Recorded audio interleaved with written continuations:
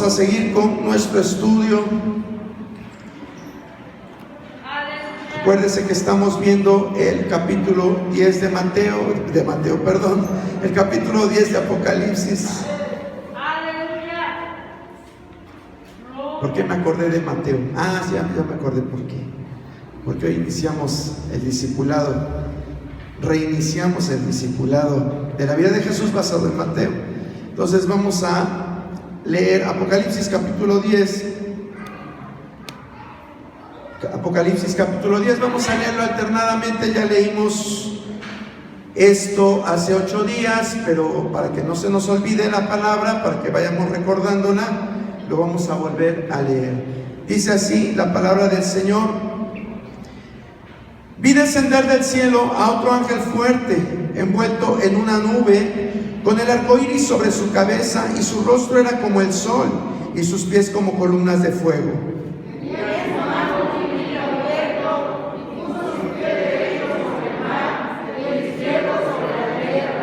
Y clamó a gran voz, como ruge un león. Y cuando hubo clamado, 7 truenos emitieron sus voces.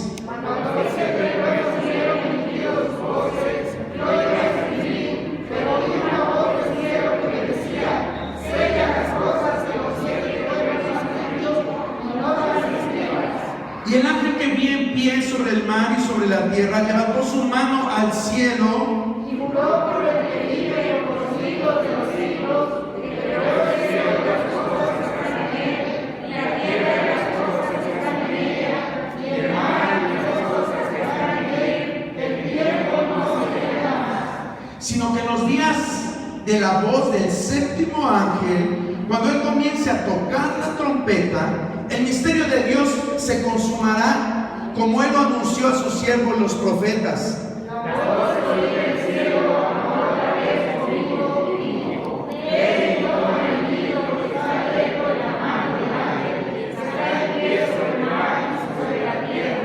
Y fui al ángel diciéndole que me diese el librito, y él me dijo: toma y cómelo, y te amargará el vientre, pero en tu boca será dulce como la miel. Entonces tomé el libro de la mano del ángel y lo comí, y era dulce en mi boca como la miel, pero cuando lo hubo comido, amargo mi vientre. Todos juntos.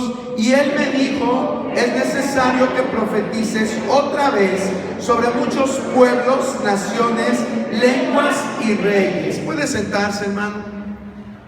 Ya hemos orado para que Dios nos haga valorar la palabra, que en esta hora vamos a continuar. Bueno, les recuerdo que prácticamente nos estamos enfocando en esta hora en el verso número 7, en el verso 7, que dice: sino que en los días de la voz del 7º ángel, cuando él comience a tocar la trompeta, el misterio de Dios se consumará, como él lo anunció a sus siervos los profetas. Estamos meditando en esto, que es el misterio de Dios, el misterio que no había sido revelado durante el Antiguo Testamento, no había sido tan claro en la antigüedad, aunque Dios tenía profetas muy confiables, tenía profetas que fueron grandes hombres de Dios, como Isaías, como Daniel, como Jeremías. Aún a el rey David, Dios le dio revelación acerca de esto, pero nunca le amplió el panorama como lo hizo a nosotros la iglesia. Ese misterio se reveló a la iglesia, y por eso es que ahorita estamos haciendo mucho énfasis en esto, porque quizás lo hemos leído, ya hemos visto algunas citas donde se habla del misterio de Dios, pero nunca nos habíamos puesto a pensar que esto es un plan que Dios tiene, un plan que abarca, acuérdense, desde dónde hasta dónde dijimos, empieza cuando Israel, ¿qué pasa con Israel? Cuando Israel rechaza a Jesucristo. Jesucristo vino y empezó a hacer la obra. Hubo varias pruebas indubitables que hacían ver que Él era el Mesías esperado.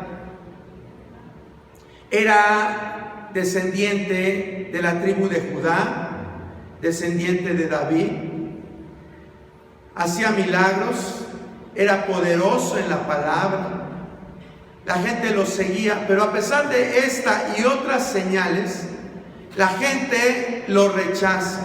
Acuérdense que dijimos que durante los primeros capítulos de Mateo, desde el 1 hasta el capítulo 12, Jesucristo se revela como el Mesías.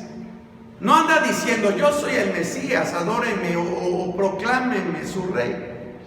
Pero él a través de su vida, de lo que estaba haciendo, él se estaba revelando como el Mesías esperado. Sin embargo, la gente lo rechaza cuando ellos dicen, este no echa a Satanás, sino por Belcebú. Ahí fue donde Jesucristo dijo, hasta aquí les es dado que conozcan o que sigamos con el programa del reino. Entonces, ahí se corta en ese momento ese plan que Dios tenía con Israel y entra en su apogeo o entra a revelarse el misterio de Dios. ¿Y hasta cuándo dijimos que iba a durar este misterio de Dios? Acuérdense que era un plan de Dios bien estructurado. Ahorita yo no sé si usted se esté dando cuenta, pero nos estamos dando cuenta que Dios todo tiene bien planeado. A Él no se le escapa nada. Cuando nosotros leemos la profecía que Dios la palabra que Dios le revela a Daniel acerca de lo que iba a suceder con el pueblo de Israel, dice, 70 semanas están determinadas sobre tu pueblo y sobre la ciudad de Jerusalén. 70 semanas. Es decir, que Dios tiene un programa con Israel de 70 semanas. ¿Sí? Ya en otras ocasiones se ha hablado de esto y ahorita no vamos a meternos de lleno a ver las 70 semanas. Pero déjame decir que estas semanas representadas en los días de estas semanas representadas en años, también se detuvieron cuando Cristo entra triunfante como Mesías y la gente aparentemente lo acepta cuando entra a Jerusalén montado en un pollino o en un burrito. Hasta ese momento se cumple la semana 69 y ahí se detiene. ¿Y sabe dónde se reinicia? La última semana, es decir, la semana 70. ¿Sabe dónde se reinicia? En lo que estamos viendo ahorita, en la gran tribulación. Esa es la última semana. Hubo un periodo de tiempo, ¿sí? Como yo les decía, un paréntesis. Eso está muy bien explicado en Romanos capítulo 11. A partir del Mesías príncipe que es recibido por los judíos hasta una lista de cosas que van a suceder durante la gran tribulación, ahí va a estar suspendido el tiempo o las semanas que le fueron reveladas al profeta Daniel. ¿Sí? Hay un espacio de tiempo. Muchos por eso dicen que eso está mal, que esos cálculos están mal. Pero si nosotros nos apegamos a la palabra, vamos a ver que no está nada mal. Dios todo tiene bien ordenado y Él determinó que en ese tiempo que se detuvo para Israel entrara la iglesia, el tiempo de la iglesia, el tiempo de la gracia. Y a ese tiempo también se le llama, o más bien dicho, ese tiempo de la iglesia forma parte del misterio de Dios. ¿Por qué les digo que forma parte del misterio de Dios? ¿Por qué le digo que forma parte del misterio de Dios? ¿Cuál es el periodo de la iglesia? El tiempo de la iglesia. Desde Pentecostés, desde el derramamiento del Espíritu Santo en Pentecostés, ¿hasta cuándo? No, segunda venida no. Vamos a aprender a distinguir. Hasta el arrebatamiento de la iglesia, ¿sí? Hasta el arrebatamiento de la iglesia, ¿sí? Entonces, vamos a ver que ese periodo es más corto, es más pequeño o más grande que el misterio de Dios. Estamos hablando de dos periodos de tiempo, espiritualmente hablando. Dos periodos de tiempo. El misterio de Dios, ¿dónde dijimos que comienza? En el rechazo, cuando los judíos rechazan a Jesucristo como su Mesías. Y termina cuando Jesucristo venga nuevamente. Cuando entonces entre en todo su esplendor el nuevo pacto. Cuando dice que todo Israel será salvo. Ahí va a ser cuando el nuevo pacto prometido a los israelitas empezará a desarrollarse con el pueblo de Israel. Todos los judíos de ese tiempo se arrepentirán cuando vean que Jesucristo viene y desciende sobre el monte de los olivos. Entonces, si se da cuenta, el periodo que abarca el misterio de Dios es más grande. ¿Por qué? Porque el periodo de la iglesia es, vuelvo a repetirle, a partir de Pentecostés, que fue o sucedió después de que Cristo ascendió al cielo, y llega hasta cuando la iglesia es arrebatada, ¿sí? A lo mejor usted va a decir, bueno, eso a mí qué me importa, ¿verdad? Lo que yo quiero es que Dios me salve y eso es lo que me interesa. Pero es importante para que cuando leamos pasajes sepamos a qué se está refiriendo la palabra, a qué se está refiriendo Dios. Es tan importante que nosotros como cristianos dejemos de ser ignorantes, hermano. Y digo ignorantes no tan solo ustedes, sino toda la iglesia de Cristo. A veces somos muy ignorantes y no nos interesa saber más. ¿Pero por qué no nos interesa saber más? Porque en realidad no amamos a Dios, así de simple y sencillo. No amamos a Dios. Cuando nos enamoramos de alguien, ¿qué hacemos con esa persona? Aparte de que tratas de conquistarla, seas hombre o seas mujer, tratas de conquistar a esa persona. Pero ¿qué hacemos? Si tú eres una persona introvertida, se te quita lo introvertido. Y empiezas a platicar, empiezas a preguntar sobre los gustos de la persona, sobre con quién vive, dónde vives, qué haces, cuál es tu pasatiempo. Te interesa la persona. ¿Por qué? Porque estás enamorado de ella o estás enamorado de él.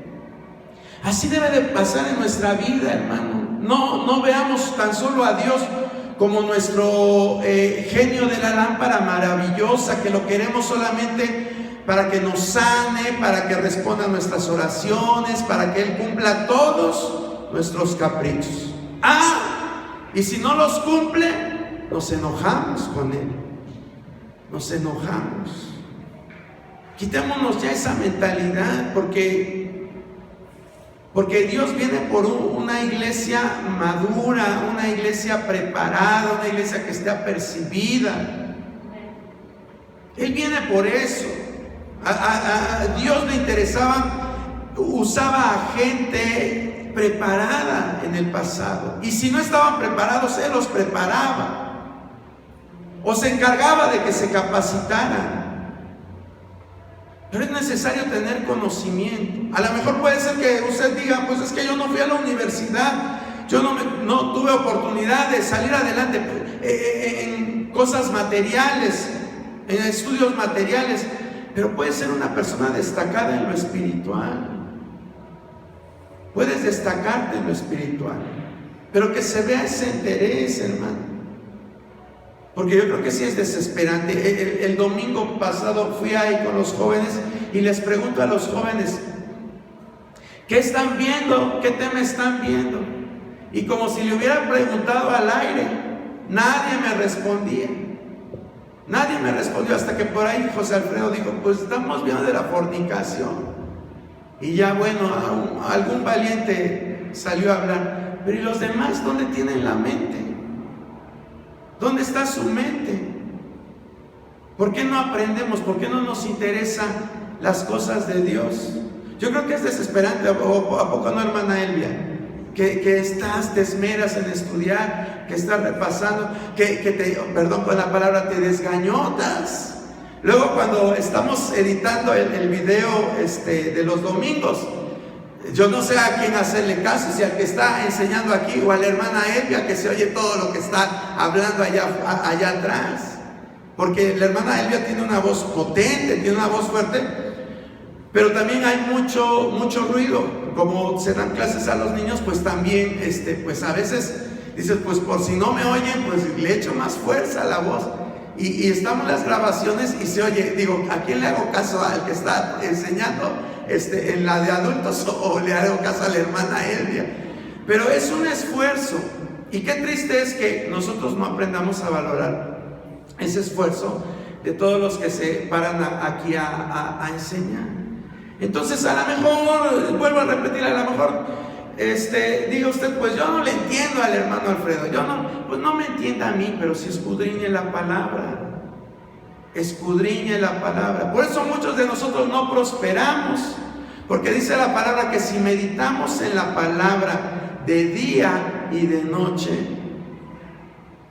seremos como árboles plantados junto a corrientes de aguas que dan sus fruto a su tiempo y su hoja no cae y todo lo que hace. Y decimos, ¿y por qué no se cumple eso, Señor, en mi vida? Si yo me sé el Salmo 23, si yo me sé el Salmo 91, Señor, si yo soy ovejita de tu prado, Padre, ¿por qué no me contestas? ¿Por qué no prospero? Pues porque no nos gusta estar meditando en la palabra. Acuérdense que también la palabra dice que mi pueblo perece por falta de conocimiento. Entonces, echémosle ganas, hermano, al estudio de la palabra. Bueno, entonces este misterio de Dios abarca más tiempo porque llega hasta la segunda venida de Cristo, cuando todo ojo le verá y Él va a descender. Bueno, ya no vamos a redundar en eso. Habíamos visto que el misterio de Dios abarcaba 12 puntos principales. 12 puntos principales, y vimos los primeros 7, que eran el misterio del reino de los cielos, el misterio de Israel, el misterio de la piedad, el misterio de la iglesia como un cuerpo, el misterio de la iglesia como esposa de Jesucristo, el misterio de la divinidad de Cristo y el misterio de Cristo viviendo en los suyos. Estos son los primeros 7 misterios que vimos que abarcan ese misterio de Dios. Acuérdense que les estoy hablando de esto porque dice la palabra que cuando la 7ª trompeta sea sonada, culminará o terminará el misterio de Dios. Es decir, se acaba ese tiempo, ese plan de Dios, el misterio de Dios. Vamos con la 8. El misterio de Dios abarca el misterio de reunir todo en Cristo. Efesios 1, 9 y 10. Efesios 9, 1 y 10.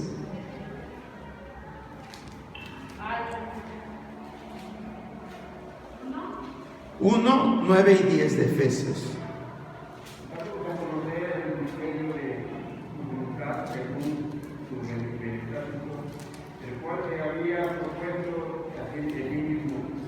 De reunir todas las cosas en Cristo en la dispensación del cumplimiento de los tiempos, así las que están en los cielos como las que están en la tierra. Gracias, hermano. Aquí nos está hablando la palabra de esta reunión de todas las cosas en Cristo. Nosotros sabemos que todas las cosas fueron hechas por Él y para Él. Sin embargo, Él ahorita no tiene un dominio, vamos a decir, evidente, vamos a decirlo de esta forma, no tiene un dominio evidente. ¿Por qué? Porque todavía dice la palabra que el Dios de este siglo, ¿a qué se refiere con el Dios de este siglo? A Satanás. Él es el Dios de este siglo, él es el príncipe de este mundo. Así lo describe Jesucristo mismo. Satanás es el príncipe de este mundo, hermano. Y él opera también, está operando mediante el espíritu anticristiano. De eso lo vimos cuando veíamos acerca del primer sello que Jesucristo abre y vio Juan a un jinete sobre un caballo blanco. Y eso ya lo vimos. Pero ese espíritu de anticristo siempre ha estado presente. Desde que la iglesia existe, Satanás enseguida saca un plan para contrarrestar a la iglesia. Saca un plan para que todo lo que hiciera la iglesia no prosperara. Es decir, le pone trabas, le pone impedimentos a la iglesia. Ese es el espíritu que desencadena el Satanás mismo para evitar que la iglesia avance libremente. Pero cuando Jesucristo viene a reinar en la vida de sus hijos, dice que él hizo un reino de sacerdotes, un reino de una nación santa, un real sacerdocio. Y lo que dice al final es lo importante, dice, y reinaremos con él. Cuando Jesucristo venga, él dice que él va a poner a todos sus enemigos, ¿dónde, hermano? Por estrado de sus pies. Y entonces ahí va a ser cuando en realidad descienda Rey de Reyes y Señor de Señores a reinar. Todo eso va a suceder cuando este misterio termine, cuando el misterio de Dios termine, y Él va a reunir todas las cosas. Dice la palabra que la tierra va a ser llena de su gloria. La tierra va a ser llena de su gloria. Nadie se va a oponer a Jesucristo. Hoy tú vas y predicas la palabra del Señor. Si tú vas y te paras en el kiosco de cualquier parque, va a llegar gente y se va a burlar de ti. Se va a reír de ti. Si tú vas con un folleto y le hablas a una persona de Jesucristo, te puede romper el folleto en tu cara, te puede romper el folleto y te lo avienta en tu cara, o te puede escupir, o simplemente te dice, cállate, no me interesa lo que tú estás hablando. Hoy sucede todo eso, pero cuando Cristo reina, todas las cosas van a ser diferentes. Toda rodilla se doblará y toda lengua confesará que Jesucristo es el Señor, para la gloria de Dios el Padre. Gloria a Dios. Vamos entonces con el 9, el misterio 9. Dice, el misterio de la traslación de la iglesia al cielo, que es lo del arrebatamiento. El misterio de la traslación de la iglesia al cielo también era un misterio. Nadie sabía de esto, ni Isaías, ni Daniel, ni Oseas, ni Joel, ni Amós, ni Abías, ni Jonás. Ningún profeta sabía esto. Nadie lo sabía. Pero Jesucristo lo da a conocer a través de sus siervos en el Nuevo Testamento. Vea usted lo que dice 1 Corintios 15, 51. 1 Corintios 15, 51.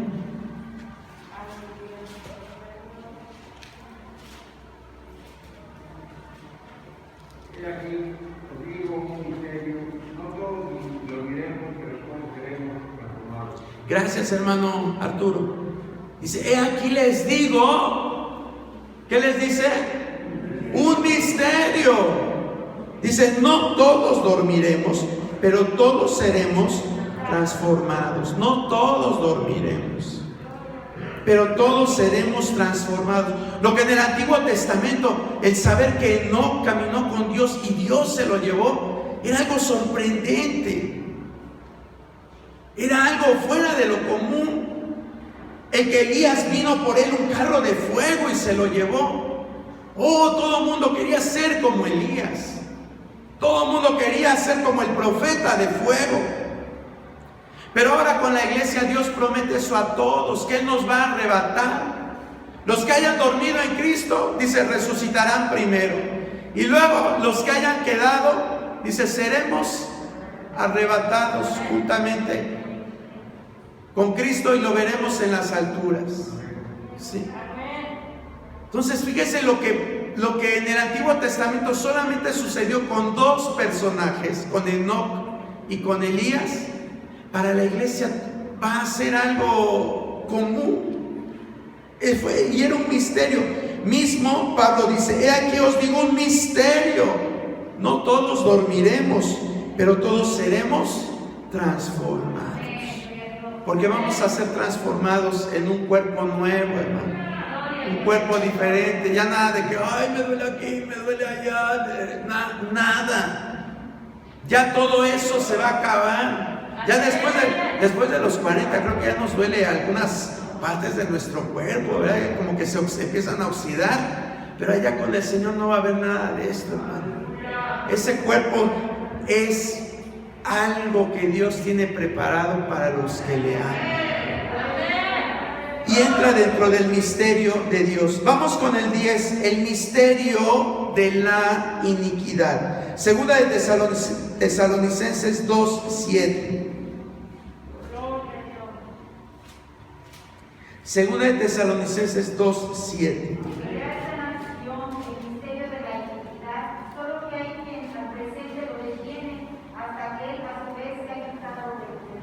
Gracias, hermana Elvia. Dice, porque el misterio de la iniquidad ya está presente, pero hay alguien que en el presente lo está deteniendo. Este pasaje también es algo controvertido. Es un pasaje que le ha sacado canas verdes a más de un estudioso de la palabra. En la antigüedad decían que el que detiene, porque ese es el punto. ¿Quién es el que detiene? Algunos decían que era el sistema judicial del tiempo de Roma, que era el que detenía que se desatara la iniquidad. Otros decían que eran los emperadores romanos. Algunos decían que era la iglesia. Pero ahora ya por consenso podemos decir que el que está deteniendo que se manifieste en su plenitud el misterio de la iniquidad es el Espíritu Santo. Es el Espíritu Santo, es el que está deteniendo.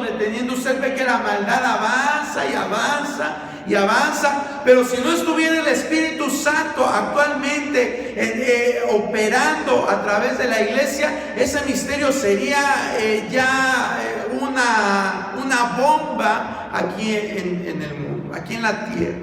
Ya hubiera explotado.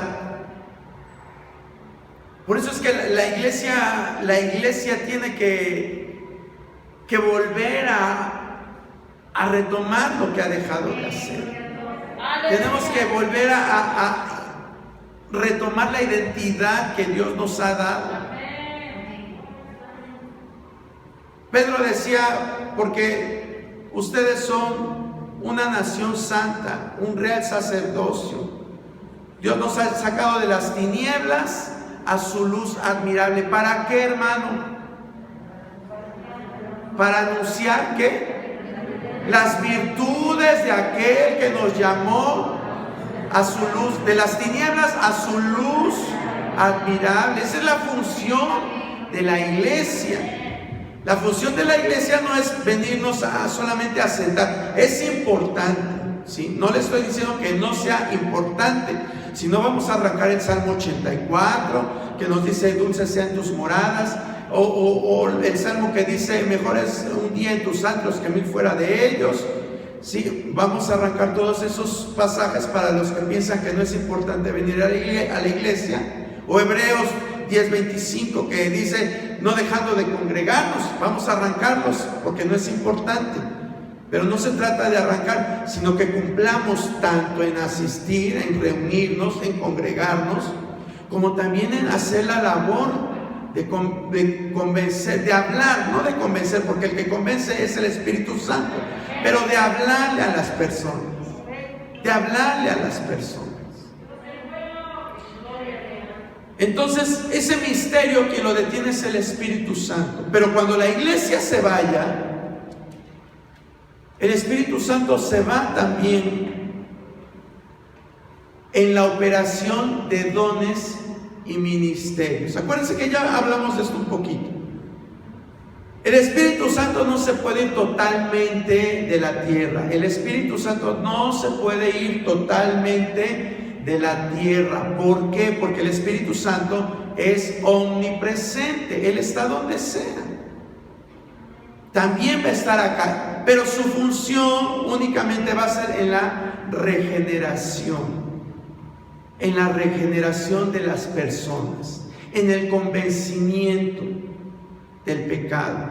Esa va a ser su función. Va a ser una función salvífica, principalmente que va a haber. Acuérdense que ahorita el Espíritu Santo, ¿qué es lo que hace en la iglesia? Capacita, da dones, da ministerios, ¿sí?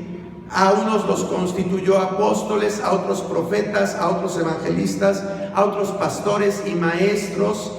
Dio dones de sanidad, de sabiduría, de interpretación de lenguas, bueno, todos los dones que conocemos. Los dio a través de su Espíritu Santo. Y eso es lo que forma a la iglesia. La iglesia se mueve porque el Espíritu Santo está operando en ella. Si usted se da cuenta, en el tiempo de la gran tribulación solamente se nos habla de los santos que dan testimonio, los santos que dan testimonio del Evangelio del Rey, ¿sí? Esa es lo único que se nos habla. No nos habla de un sistema bien organizado como debe de ser la iglesia. Claro, a veces estamos más desorganizados que nada, ¿verdad? Pero el propósito original que Dios tenía con la iglesia era que fuéramos un cuerpo, un organismo, pero también una organización bien estructurada que trabajara para llevar y compartir las buenas nuevas de Jesucristo. Pero en el Apocalipsis, en la gran tribulación, no se va a operar de esa forma. ¿Por qué? Porque vuelvo a repetir, el Espíritu Santo al parecer vendrá únicamente como en los tiempos del Antiguo Testamento. Como en los tiempos del Antiguo Testamento. Bueno, pero ¿por qué estamos viendo esto? Porque se nos habla que del misterio de la iniquidad, que al principio hay alguien que lo detiene. Pero cuando eso que lo detiene se ha quitado, entonces se manifestará en su plenitud. ¿Y cuándo sucederá esto? En la gran tribulación. Va a ser una cosa espantosa, ¿no? Va a ser tremendo. La gente va a asesinar como más adelante lo vamos a ver. Ahorita estamos viendo la gran tribulación desde el punto de vista de los juicios de Dios, ¿sí? Ahorita estamos viendo la gran tribulación desde el punto de vista de los juicios de Dios. Pero más adelante la vamos a ver la gran tribulación desde el punto de vista político y social. Más adelante vamos a ver de qué forma va a estar operando Satanás. La gente va a ser tan común matar, asesinar. Va a ser tan común hacer todo eso. Hoy muchos seres humanos somos indolentes ante el sufrimiento de los demás. Nos enteramos que hay un embolsado por allá, que se murió tal persona, ay, pues ni modos. De seguro hasta estaba metido con esas personas, ¿verdad? Porque para juzgar sí estamos re buenos.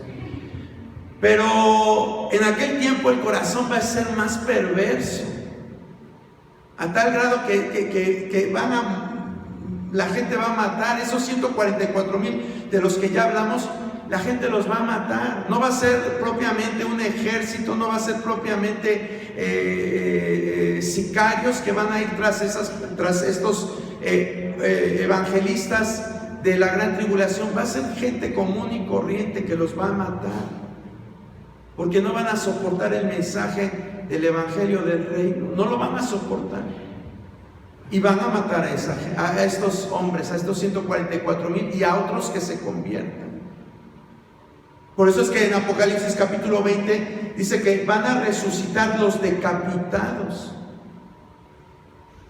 Van a tener muertes muy feas todos aquellos que crean en Dios en el tiempo de la gran tribulación. Van a hacer muertes muy, muy tremendas.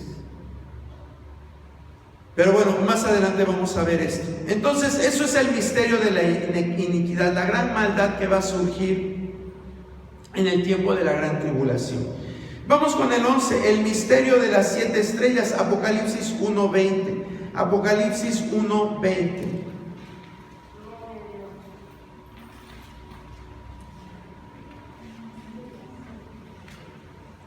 El misterio de las 7 estrellas que has visto en mi diestra y los 7 candeleros de oro. Las 7 estrellas son los ángeles de las 7 iglesias y los 7 candeleros que has visto son de las 7 iglesias. Gracias, hermano. Aquí nos está hablando también de esto, ya lo vimos, no vamos a redundar mucho en esto. Estas 7 estrellas dice que son los 7 ángeles de las iglesias, pero también más adelante vimos que esos 7 ángeles son los mensajeros de las iglesias, es decir, los encargados de las iglesias. Dios constituyó, como decíamos hace un momento, de toda la lengua, raza, pueblo y nación, gente que le sirviera. Gente que le sirviera. Estas 7 estrellas representan a los servidores de Dios. Los israelitas antes no podían creer que hubiera otro real sacerdocio. ¿Por qué? Porque el real sacerdocio le fue encomendado a Israel y específicamente a la tribu. ¿A qué tribu? De Leví, exactamente, a la tribu de Leví. Hermano, estas preguntas son para parvulitos. Específicamente a la tribu de Leví. Y ellos eran los que ejercían el sacerdocio. Nadie podía ejercer el sacerdocio. Nadie podía desarrollar o hacer funciones de sacerdote.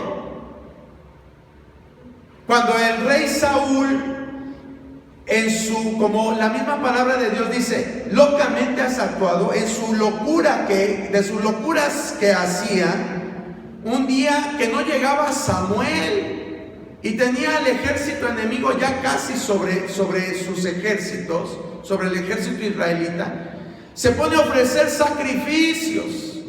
Él se pone a ofrecer sacrificios. Y entonces llega Samuel y le dice: ¿qué estás haciendo? Locamente has actuado, porque eso no te corresponde a ti. El ofrecer los sacrificios era tarea del sacerdocio. Era tarea del sacerdocio. Entonces para los israelitas el sacerdocio era algo muy delicado.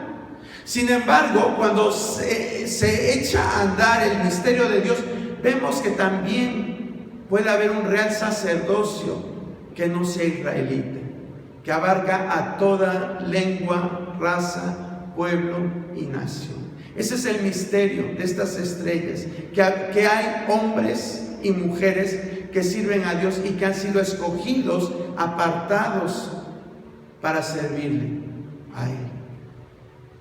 Vamos finalmente con el último. Si hay preguntas, puede preguntar. Ya acuérdense que le dije no se esperen hasta el final. Puede levantar su mano. Y el número 12, el misterio de la gran ramera. Apocalipsis 17, 5 al 7. Apocalipsis 17.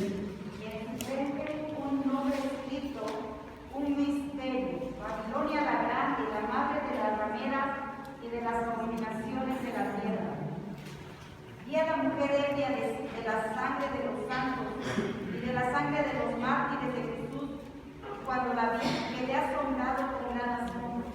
Y el ángel me dijo: ¿por qué te asombras? Yo te diré el misterio de la mujer y de la bestia que la trae, la cual tiene las 7 cabezas y los 10 cuernos. Gracias, hermana Elia.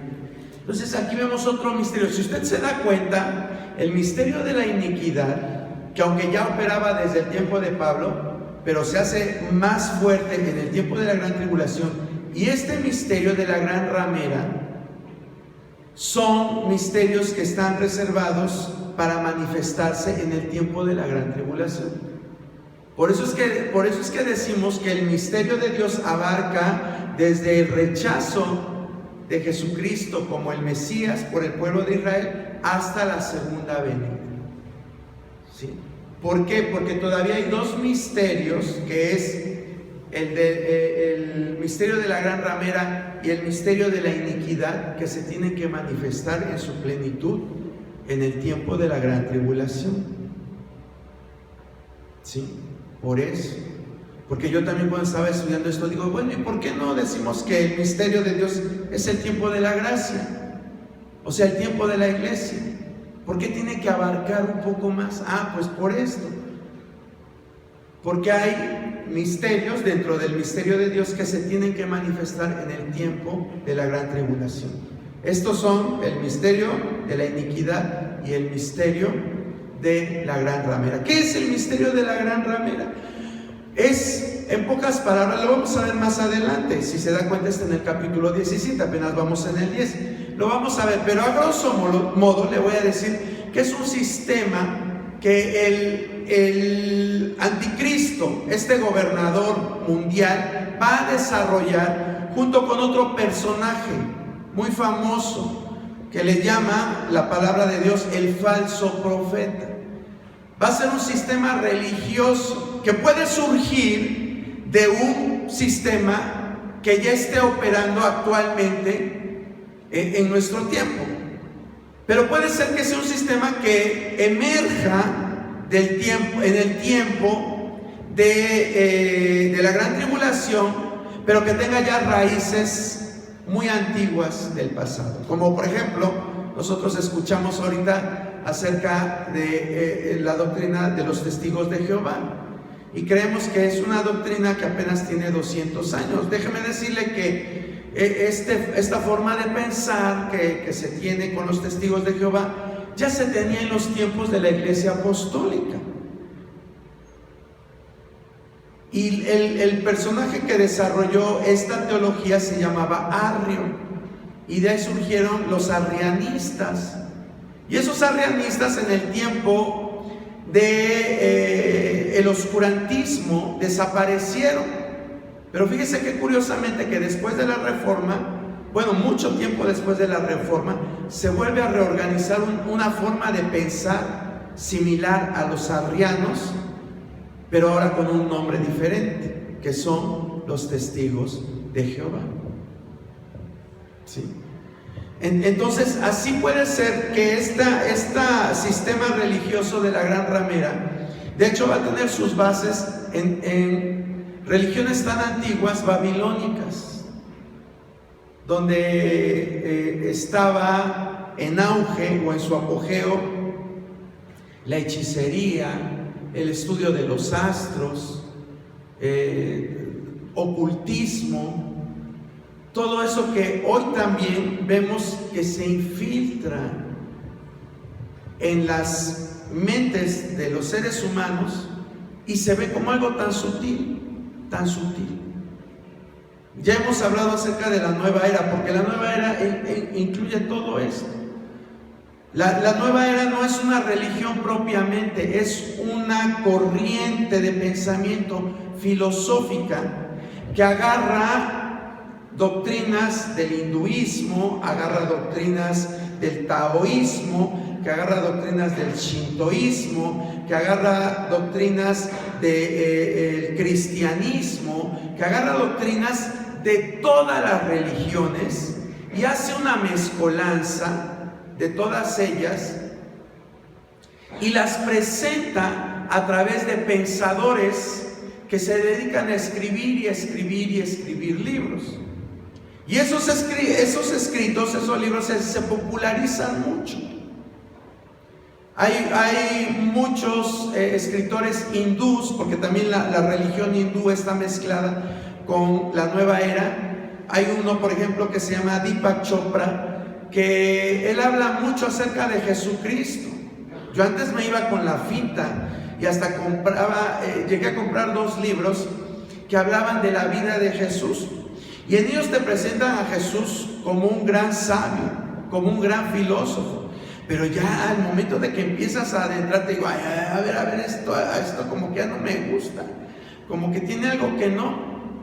Y ya uno se empieza a dar cuenta de que pues en realidad tratan de tomar ciertas cosas de la Biblia o del Evangelio y lo transgiversan para que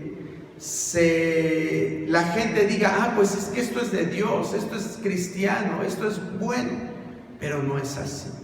Y el propósito final de la nueva era es de que te olvides que dependemos de Dios. Porque todas estas filosofías van encaminadas al hágalo usted mismo. Hágalo usted mismo. Haz estos ejercicios y te vas a sentir bien.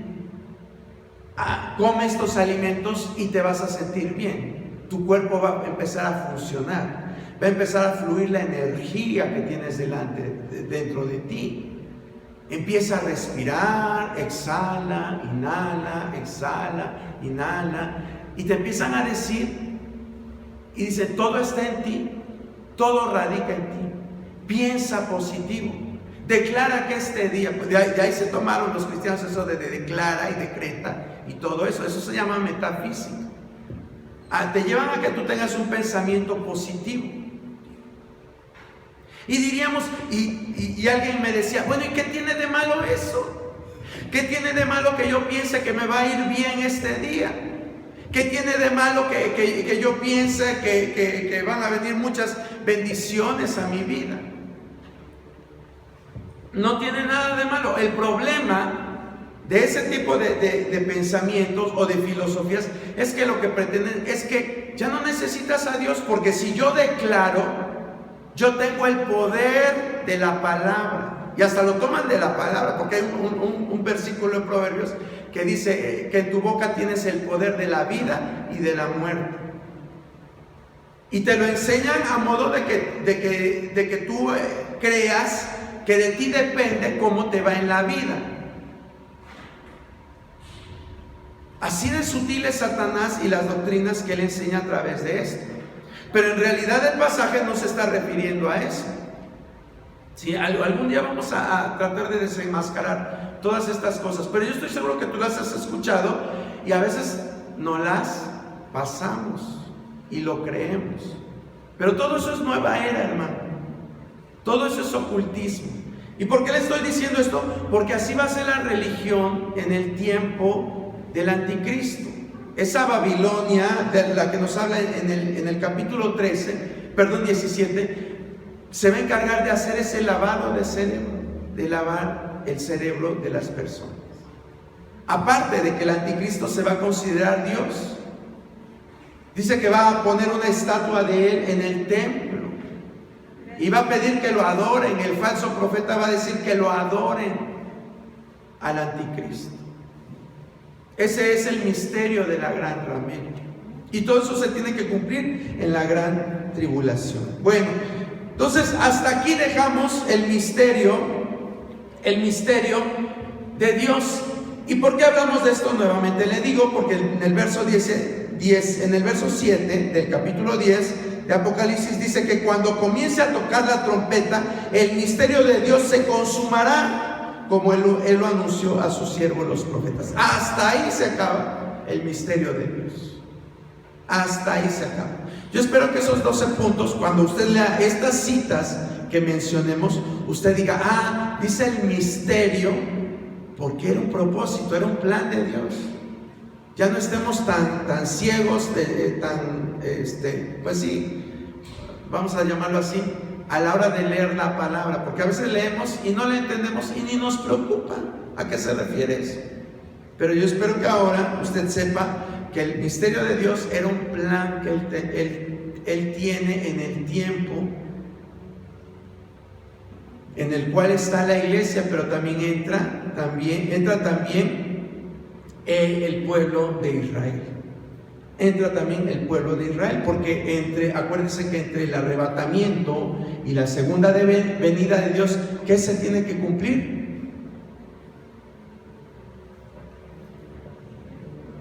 Hablando de las semanas, las 70 semanas de Daniel. Esa es la semana que falta. Y son 7 años de gran tribulación. Ese es el tiempo que falta. Bueno, vamos adelante. Dice: la voz que oí del cielo habló otra vez conmigo y dijo: ve y toma el librito que está abierto en la mano del ángel que está en pie sobre el mar y sobre la tierra.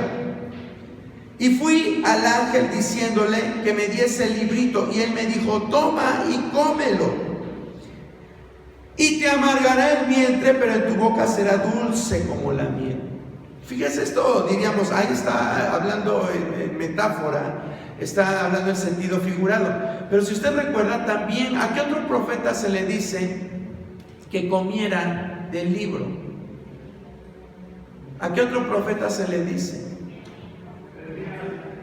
¿A quién? Ezequiel, exactamente, Ezequiel.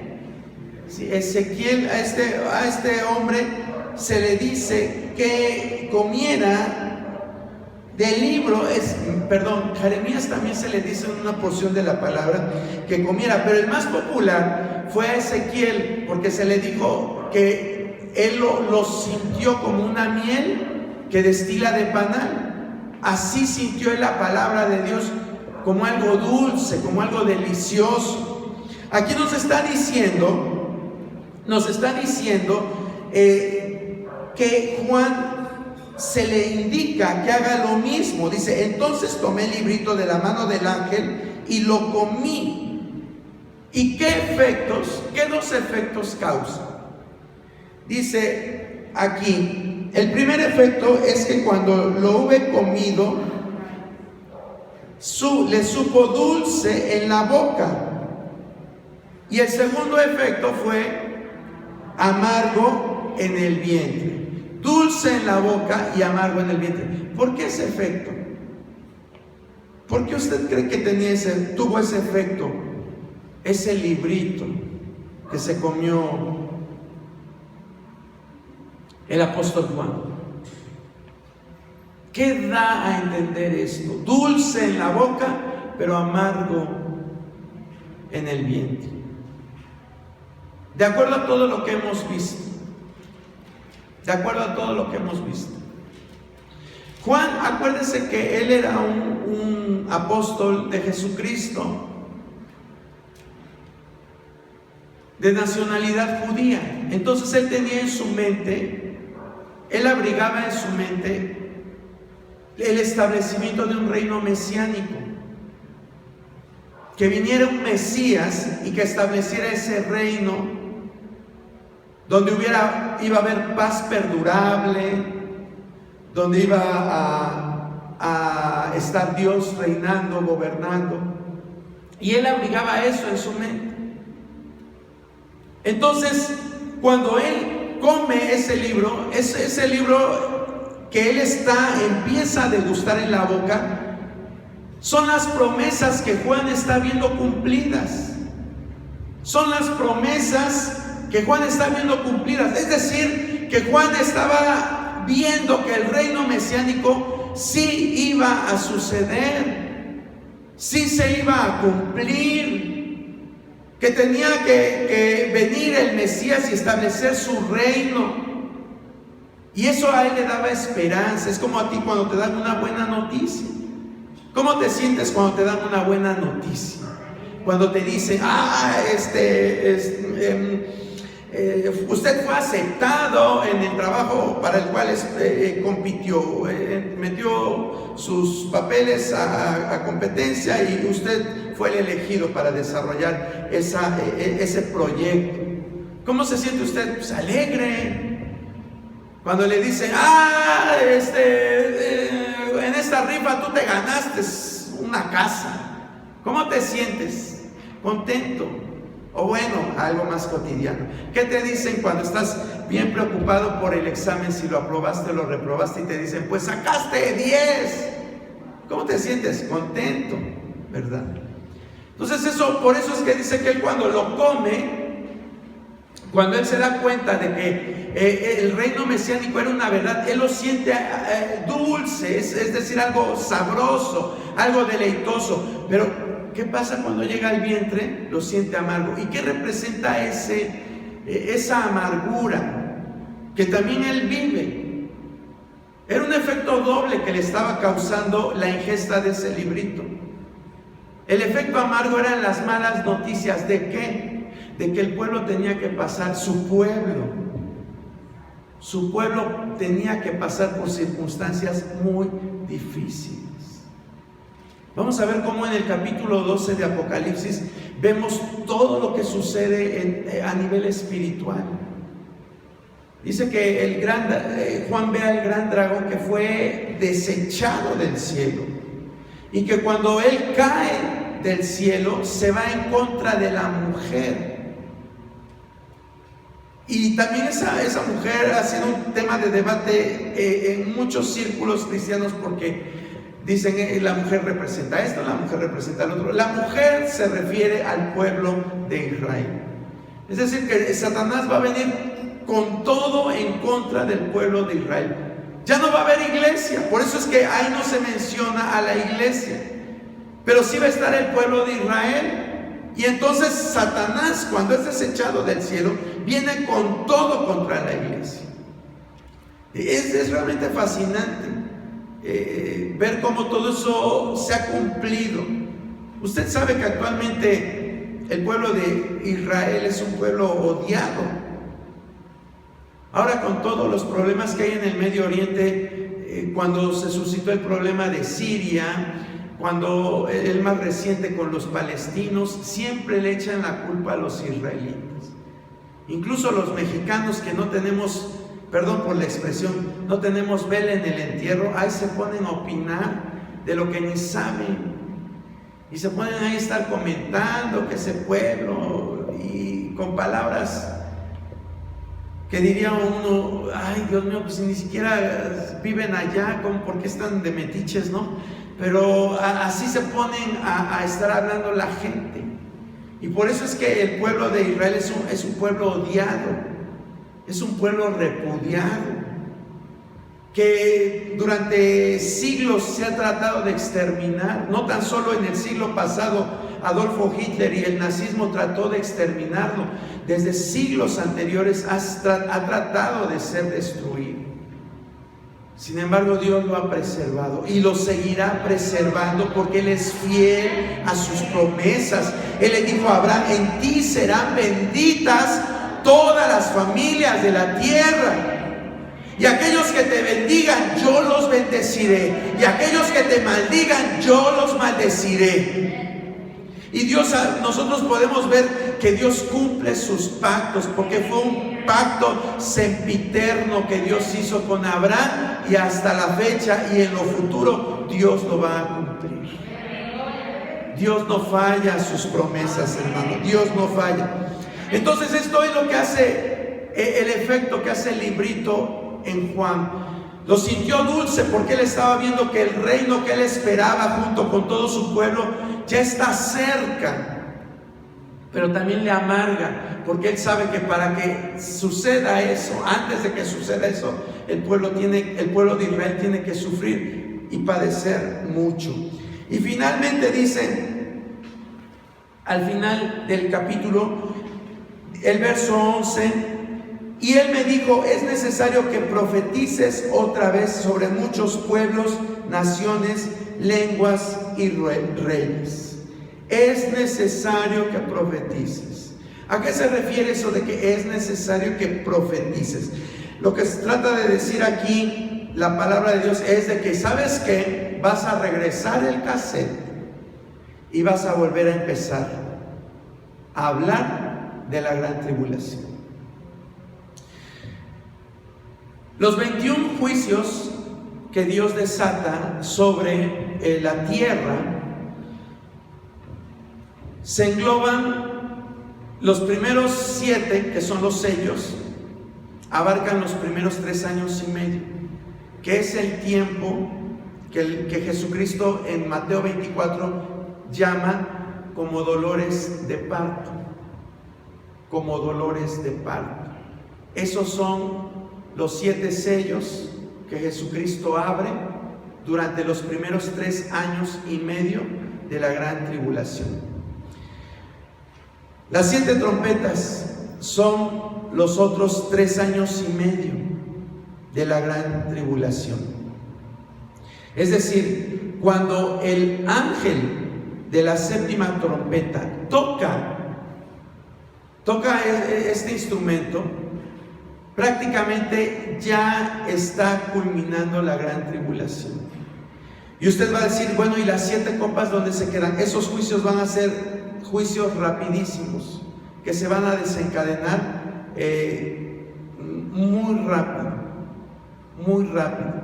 Y después de esto vamos a ver qué otra visión Dios le muestra a Juan, en la cual ve cómo se establece el reino mesiánico. En el siguiente capítulo lo vamos a ver, se establece.